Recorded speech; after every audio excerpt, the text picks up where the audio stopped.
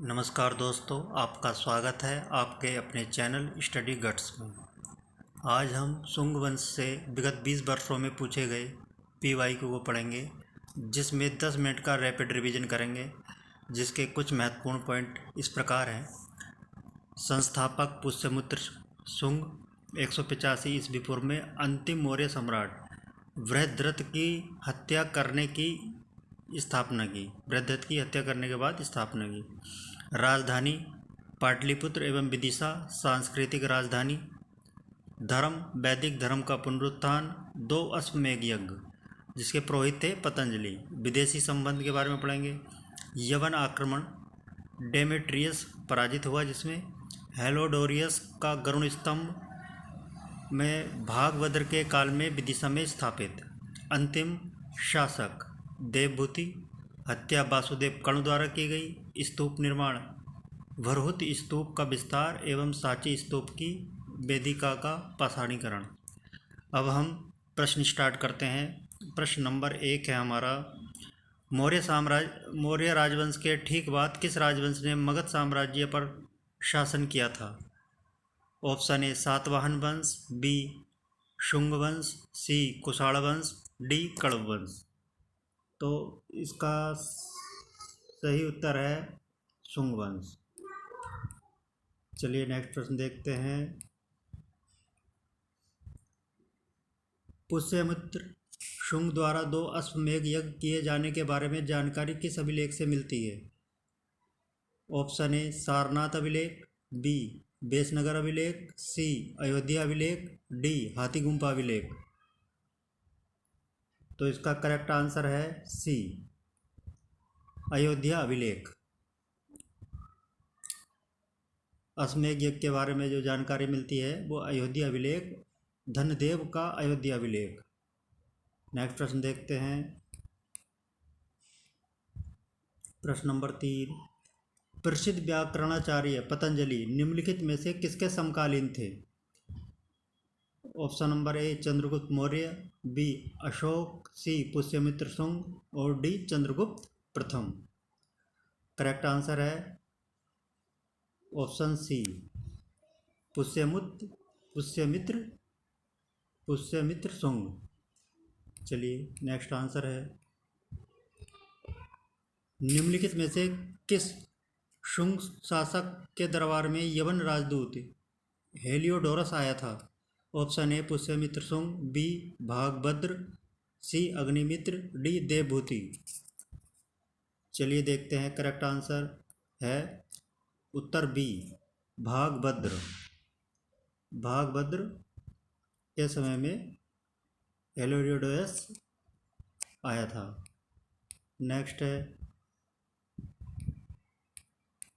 Question number 5, Besnagar Vidisha का गरुण स्तंभ निम्नलिखित में से किसे समर्पित है? ऑप्शन ए भगवान शिव, बी भगवान विष्णु, सी भगवान बुद्ध, डी महावीर स्वामी। तो बेसनगर का विदिशा का गरुण स्तंभ किससे समर्पित है? देखते हैं इसका आंसर। ऑप्शन बी भगवान विष्णु, वासुदेव से संबंधित है। क्वेश्चन नंबर 6, कालिदास द्वारा रचित प्रसिद्ध नाटक मालविका अग्निमित्रम का नायक अग्निमित्र किस वंश से संबंधित था? ये ARO 2014 में पूछा गया है। तो देखते हैं मौर्य वंश। ऑप्शन ए मौर्य वंश, बी गुप्त वंश, सी शुंग वंश, डी कण्व वंश। तो देखते हैं इसका करेक्ट आंसर क्या होगा। शुंग वंश, ऑप्शन सी शुंग वंश से संबंधित है। क्वेश्चन नंबर 7, मध्य प्रदेश में स्थित प्रसिद्ध भरहुत स्तूप का निर्माण या मूल विस्तार किस राजवंश के काल में हुआ था? ऑप्शन ए मौर्य वंश, ऑप्शन बी शुंग वंश, ऑप्शन सी सातवाहन वंश, ऑप्शन डी गुप्त वंश। तो बताइए इसका करेक्ट आंसर क्या होगा। शुंग वंश, ऑप्शन बी शुंग वंश। नेक्स्ट प्रश्न है प्रश्न नंबर 8, शुंग वंश का अंतिम शासक कौन था जिसकी हत्या उसके अमात्य वासुदेव ने की थी? Option A Susharma, option B Devabhuti, option C Vajramitra, option D Bhagabhadra. तो देखते हैं इसका correct answer B, Devabhuti. Devabhuti ने की थी। नेक्स्ट प्रश्न है, महाभाष्य के लेखक पतंजलि किसके पुरोहित थे जिन्होंने उसके अश्वमेघ यज्ञ संपन्न कराए थे?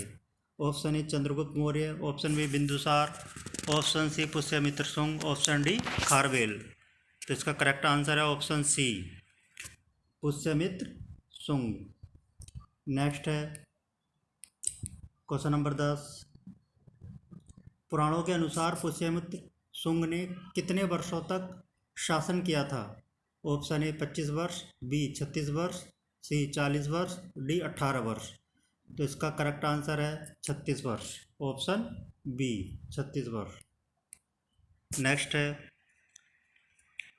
निम्नलिखित में से किस स्थान पर शुंग राजाओं की दूसरी सांस्कृतिक राजधानी स्थापित थी? Option A Ujjain, option B Vidisha, option C Mathura, option D Varanasi. तो देखते हैं इसका सही आंसर क्या है। इसका सही आंसर है विदिशा, मध्य प्रदेश, विदिशा। नेक्स्ट प्रश्न नंबर 12, शुंग काल में निर्मित सांची स्तूप की रेलिंग, वेदिका और तोरण द्वार किस धातु या पदार्थ के बनाए गए थे? ऑप्शन ए काष्ठ लकड़ी के, या बी पाषाण लाल बलुआ पत्थर के, सी कांसा और डी ईंट। इसका सही आंसर है बी, पाषाण लाल बलुआ पत्थर, पाषाण लाल बलुआ पत्थर। नेक्स्ट प्रश्न है, यवन राजा एंटीओलकिडोस का राजदूत हेलियोडोरस स्वयं को क्या कहता था? परम भागवत, भागवत, धर्महार्थी, महाश्रमण। देखते हैं इसका करेक्ट आंसर। इसका करेक्ट आंसर है बी, भागवत बोलता था। नेक्स्ट है, मालविका अग्निमित्रम नाटक के अनुसार पुष्यमित्र के पोते वसुमित्र ने किस नदी के तट पर यूनानियों को पराजित किया था? ऑप्शन ए गंगा नदी, बी सिंधु नदी, सी नर्मदा नदी, डी गोदावरी नदी। तो करेक्ट आंसर है इसका सिंधु नदी, ऑप्शन बी सिंधु नदी। नेक्स्ट आंसर है, शुंग काल की प्रसिद्ध कलाकृति बोध गया स्तूप की वेदिका पर निम्नलिखित में से किस देवता का प्रारंभिक अंकन मिलता है? Option A Indra, option B Surya, option C Varuna, option D Kartikeya. तो देखते हैं इसका करेक्ट आंसर है ऑप्शन बी, सूर्य। सूर्य देव को 4 घोड़ों के रथ पर सवार दिखाया गया है। नेक्स्ट प्रश्न है, निम्नलिखित में से किस ग्रंथ में शुंग वंश के संस्थापक पुष्यमित्र शुंग को अनार्य कहा गया? Option A Divyavadana, option B Harshacharitra, C Purana, D Mahavamsa. तो देखते हैं इसका करेक्ट आंसर है बी, हर्षचरित्र। हर्षचरित बाण भट्ट कृत हर्षचरित में उन्हें अनार्य और मौर्य सेनानी कहा गया है।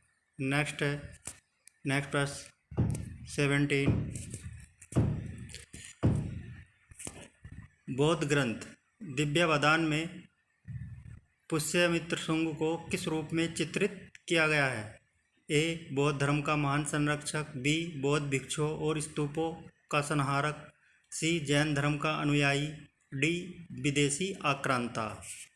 तो देखते हैं इसका करेक्ट आंसर है बौद्ध भिक्षुओं और स्तूपों का संहारक, ऑप्शन बी। नेक्स्ट है,